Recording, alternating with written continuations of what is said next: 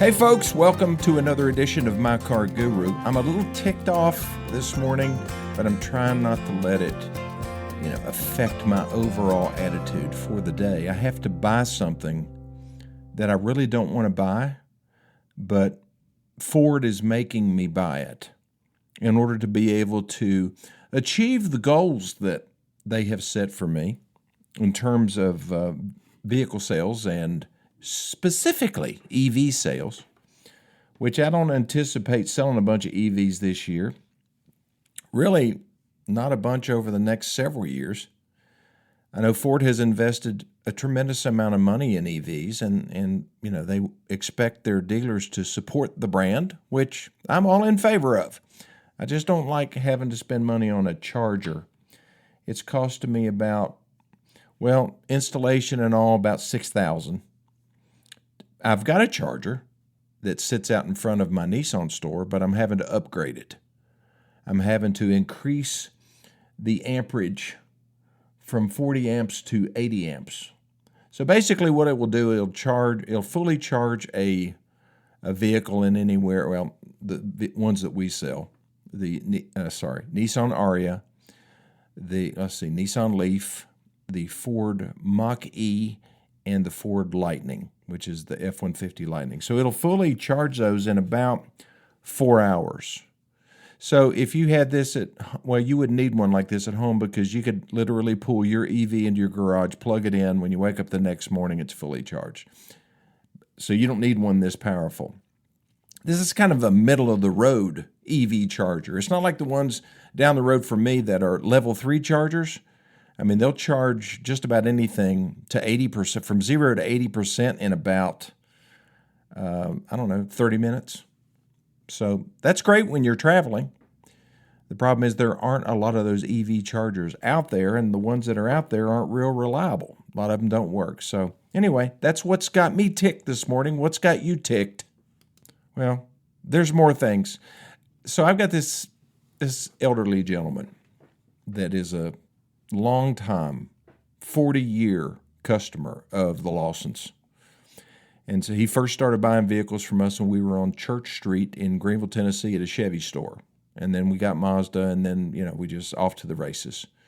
Different brands, different experiences, but a lot of the same customers. They've just kind of followed me just everywhere I've gone. I mean, we were Chevy guys, and now we're Ford guys, and Nissan guys, and gals. So anyway, I went by his house today just to check on him. He's got a Down syndrome son that's I think he's about 40. Wonderful people, been great customers and friends, but they're vulnerable now. He's in his late 80s, and he's getting this stuff in the mail that he just doesn't understand. And how many other people are out there getting the same things? I've talked a lot about those warranty solicitations where somebody says that your warranty is about to expire. Well, he had 2 of those this morning. And I'm just looking at that, and I'm thinking, who could I strangle? I just wish there was somebody that I could find and stop this.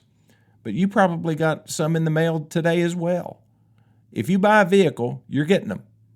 And he just bought a brand new F-150 a few weeks ago. I tried to talk him out of it. He ordered it, as a matter of fact. I tried to talk him out of it. I bought his 2005 Chevy truck, tried to talk him out of selling that to me, but he was determined to get a Nissan Frontier. So I sold him a Nissan Frontier. That lasted about 2 weeks. He shows up at the dealership. I don't like this Nissan. It's too small. I want to go back to a full-size truck. I told you that, sir, I won't use his name, that you didn't need to do this. But folks, he was determined to do it. And so I ordered him this F-150. And when he got it, he was so elated. It took longer than it should have, probably about 8 weeks, 8 to 10 weeks. I can't remember exactly when we ordered it. But it came in, and he was excited, finally back into a full-size truck. And then he starts getting this mail. And he comes down, drives all the way down here. I give him my cell phone number. He refuses to call me for some reason. Has to show up. Of course, I'm not here. But my family members take care of him. But he was confused. Folks, who do you know that's elderly that's confused, and they're still getting bills in the mail, and they're still writing checks. They may still be driving and shouldn't be. That's a hard one. That was a tough one for me to take the car away from my dad and then my mom. And, but it's something that we have to do for, not just for their safety, but for the safety of others. It's a problem. Of course, there's plenty of young people and middle-aged people, all age spectrums, that are terrible drivers, mostly because they're distracted. I was coming back from lunch yesterday. We have a median cut right in front of our dealership, a deceleration lane, and people just do not know how to use a median cut. They don't know where to go. I guess they either never learned it or they think it's just easier to break the law and turn through the median cut in an improper way. And this girl, she turned right in front of me, and she just briefly looked over her shoulder and then hit the accelerator. 2 cars were in her lane, and they were right behind me, and they had to do exaggerated, evasive maneuvers to keep from running all over her. So I think it's important for us occasionally to review the crazy things that people do when they're driving cars.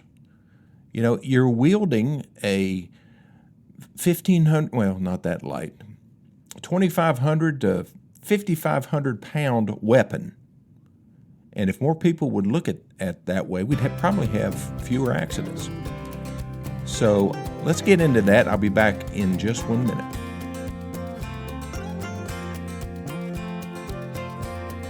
You can guess what the top cause of most accidents are. It's not the same cause it was 30 years ago. Yep. It's a cell phone. It's distracted driving, using phones. But that's not the only thing people do in their cars. They eat in their cars, right? They might be rolling down the road, freshening up their makeup, or doing other things that they shouldn't be doing. Anything that takes your attention off the road is a problem. I've talked about this new Ford Blue Cruise that basically allows me to, it's like cruise control, except I don't have to steer the car either. So it does exactly that. It also maintains a distance between me and the car in front of me. And I like it. It's okay. Am I going to pay $49 a month to maintain it once my trial period expires? No, I am not. My cruise control will still work, but I'll have to handle the steering. That's all we need, is to take people's focus completely off the road, allow us to watch movies, to read the newspaper. Do people read newspapers anymore? Probably not. So, that's going to be something that a lot of companies, a lot of executives in the auto industry are saying are going to reduce accidents. I don't know. Who knows? I don't know that I trust some little software person who wrote the program to keep me and my family safe hurtling down the road at 75 miles an hour. So there. Second biggest cause of accidents, speeding, driving above the speed limit. How fast do you normally drive? I have a limit usually, unless I'm in my Porsche. I do have a limit. I try to stay no more than 10 miles an hour over the speed limit, because I was told many years ago that if you stick under that, then you won't get a ticket. I have proven that wrong a couple times, especially if you do it in a school zone. I wasn't paying attention one day. I was going too fast in a school zone. I was severely chastised and given a ticket, and I deserved it. I wasn't flying, but I was going more than, I think it was 15 miles an hour was the limit, and I think I was doing 25. Speed definitely does make a difference. The fastest I've ever been in a car was 165 miles an hour. And I was in a NASCAR race car. I was driving. There was a car in front of me that was pacing me. And it was one of those Richard Petty driving experiences. And I did it at Charlotte Motor Speedway, which is, I think, what they call a tri-oval. And it was very interesting how they prepped us for that. We had 3 9-lap sessions, And I remember first pulling out, my primary goal was not to kill it because it was a manual and it had a real heavy clutch. But I got out there and got behind that lead car. It was just me and that one car. And probably on that first round, I went over 100. I'm sure. I don't remember. I've got all my times on some printout that they gave me. But each time I went out there, and really each lap, I got a little bit better, a little bit more confident. My first 9-lap performance was horrible, and I was made fun of by the fellow that went with me. And then the second session did a lot better. And you know, it's funny how you start to get used to speed. The third session was incredible, and I was so much more confident. And that's when I hit my top speed of 165 miles an hour.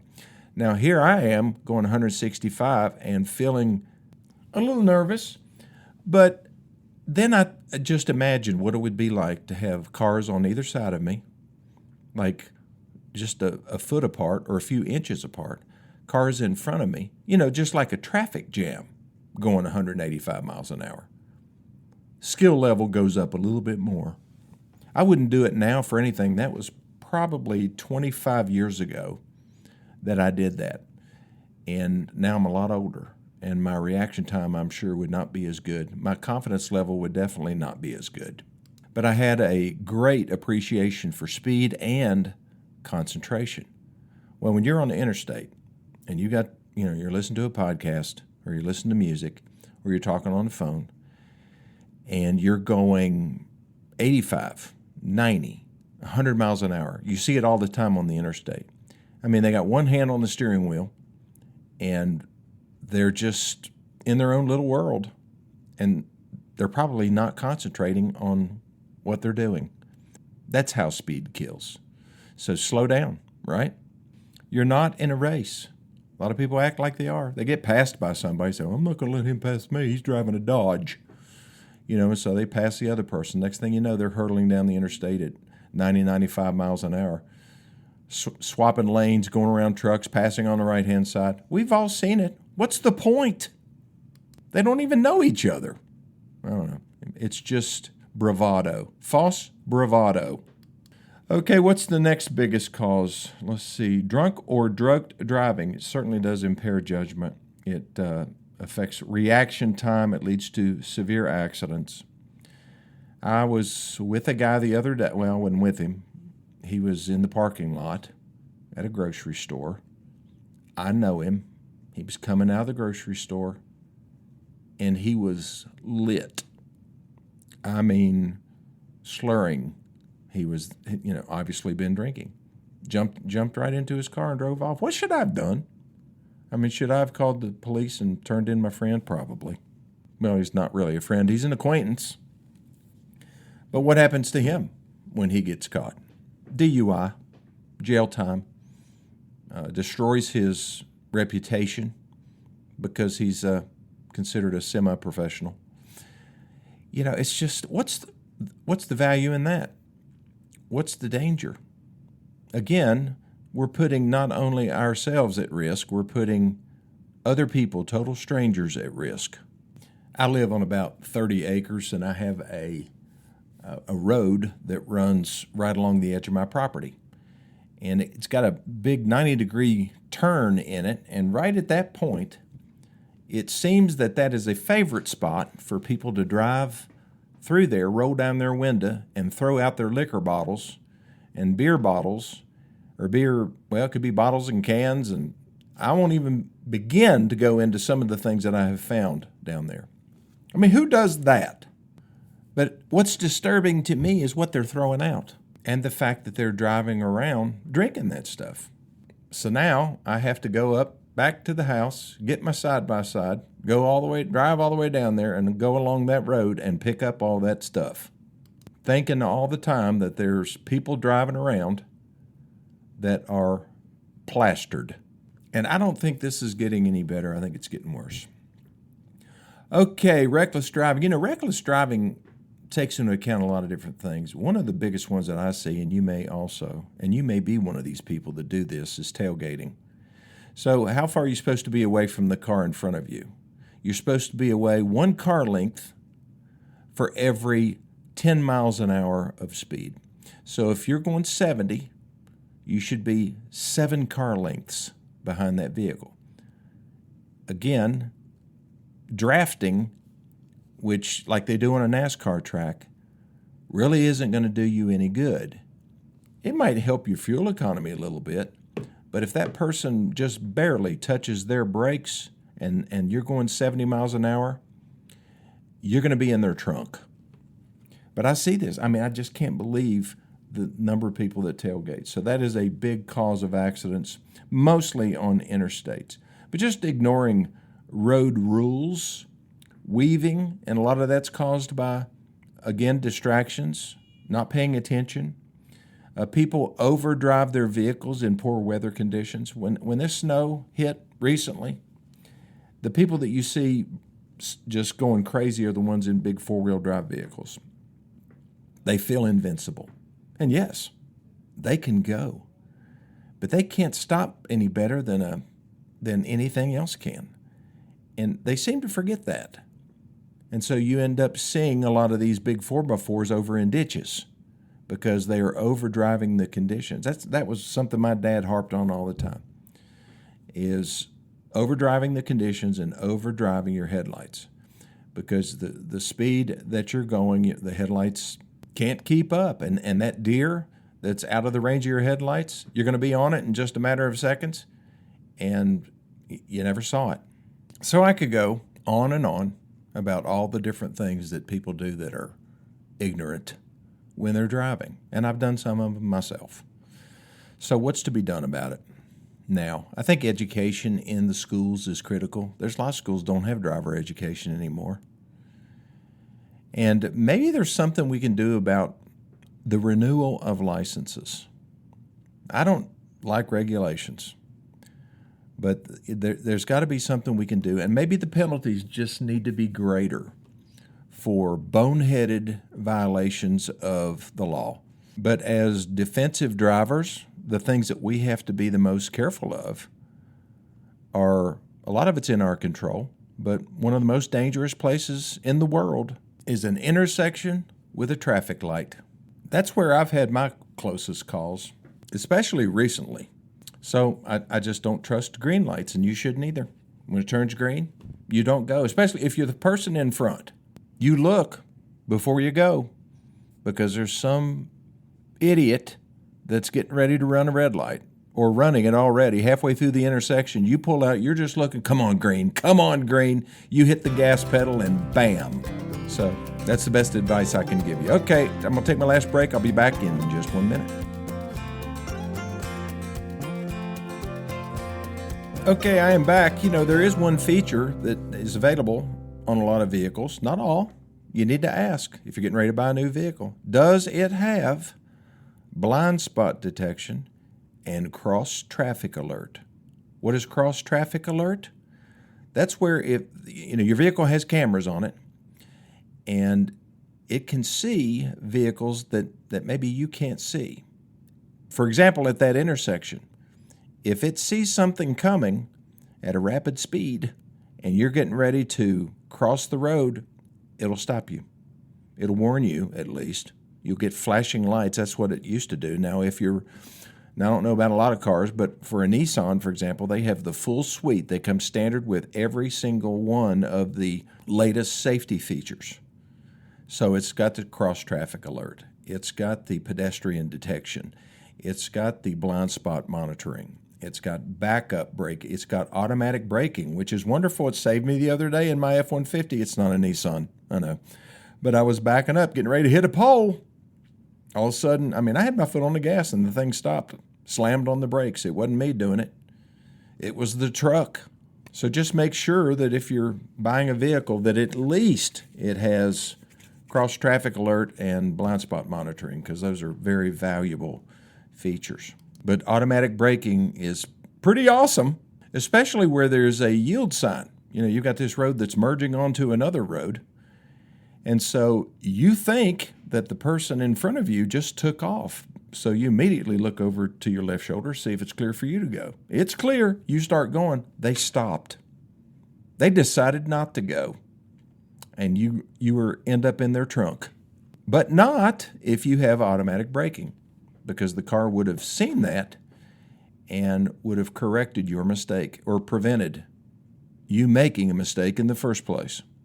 But regardless of all these wonderful safety features, and plus the fact that the cars are just safer in general, they can withstand pretty significant hits from the rear, from the side, from the front. And some of these features even protect you from yourself, your poor decision making, like the automatic braking and the cross traffic alert and the blind spot monitoring. They'll help if you pay attention and you don't disable them. Well, thanks for listening to this edition of My Car Guru. Hopefully, I can keep you safer. And maybe you can pass some of this information along to other folks that you care about. Again, thanks for listening. 423-552-2020. That's my cell phone number. If you're in the middle of a purchase decision, thinking about selling your car, thinking about trading for something, got some kind of a weird mechanical issue that you can't seem to get solved, sometimes I can help. Or you can email me at lennylawson2020@gmail.com, and I'll see you next time.